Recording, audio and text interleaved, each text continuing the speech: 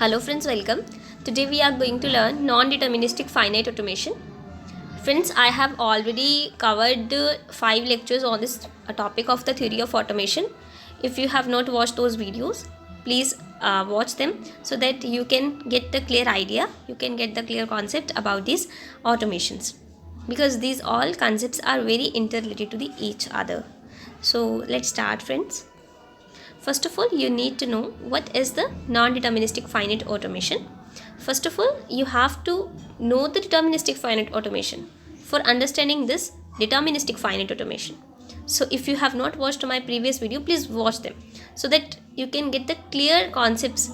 सो हमारा सबसे पहले है नॉन डिटर्मिनिस्टिक फाइनाइट ऑटोमेशन. क्या है कि आपको पता लग रहा है नॉन डिटर्मिनिस्टिक मीन्स जिसमें आप जो आप निश्चित नहीं है कुछ भी, ठीक है.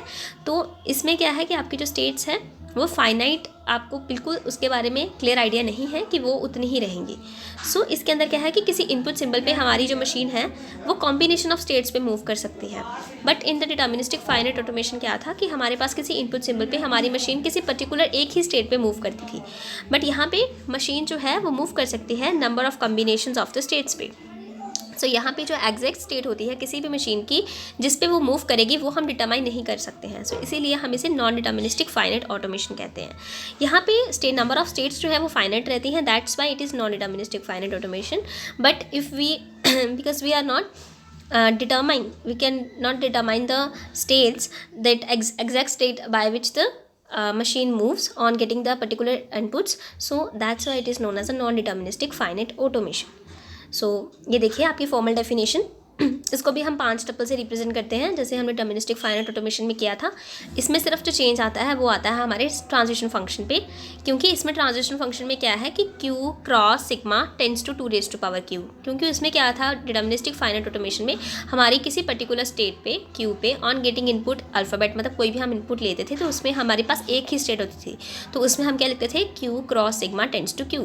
बट यहाँ पे हमारे नंबर ऑफ स्टेट्स रहती हैं, इसीलिए हम यहाँ पे लिख रहे हैं 2⁻⁻q, क्योंकि जो इसमें एक्सपोनेंशियली हमारी जो q है, नंबर ऑफ स्टेट्स हैं, वो इंक्रीज है. तो यहाँ पे देख सकते हैं q is the finite number of the states, sigma is set of the symbols called alphabets, delta is transition function, ये हम अभी स्टडी करेंगे. Q not is initial state है, क्योंकि क्यू नॉट फिर जो इनिशियल स्टेट है तो वो it is belonging to that capital Q. And F आपकी सेट ऑफ फाइनल स्टेट्स हैं, जिसके कारण ये एफ जो है वो भी आपकी क्यू को बिलोंग करेगी. यहाँ पे देखिए power set of Q 2⁻⁻ has been taken because in the case of the NTFE from the state transition can occur to the any combination of the Q states.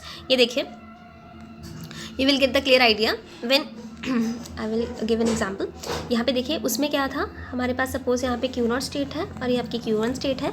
Q0 state पे आपको initial represent करने के लिए हम उसके साथ एक empty arc लगाते थे. तो यहाँ पे देखिए अब नेक्स्ट क्या होगा कि अगर वो किसी इनपुट 0 पे Q1 पे भी मूव कर रहा है, इनपुट 0 पे वो Q2 पे भी मूव कर रहा है, और यहाँ पे Q1 सपोज इनिशियल स्टेट है, देन आपके पास यहाँ पे कोई Q3 भी है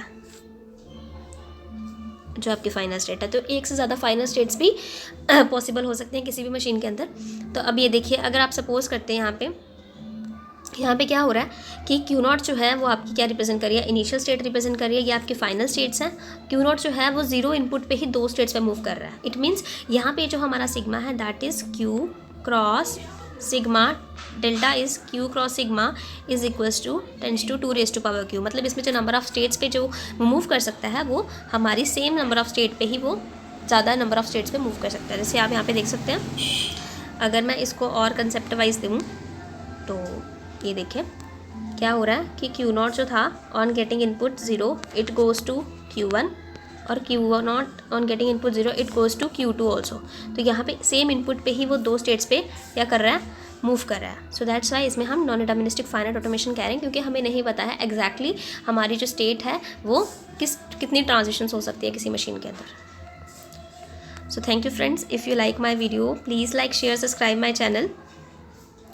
और अगर अभी तक आपने मेरे चैनल को सब्सक्राइब नहीं किया है तो प्लीज़ सब्सक्राइब कीजिए ताकि आपको लेटेस्ट नोटिफिकेशंस मिलती रहें. और अगर आपको फ्रेंड्स मेरे टीचिंग स्टाइल अच्छा लगे तो प्लीज़ लाइक शेयर सब्सक्राइब भी कीजिए. Thank you.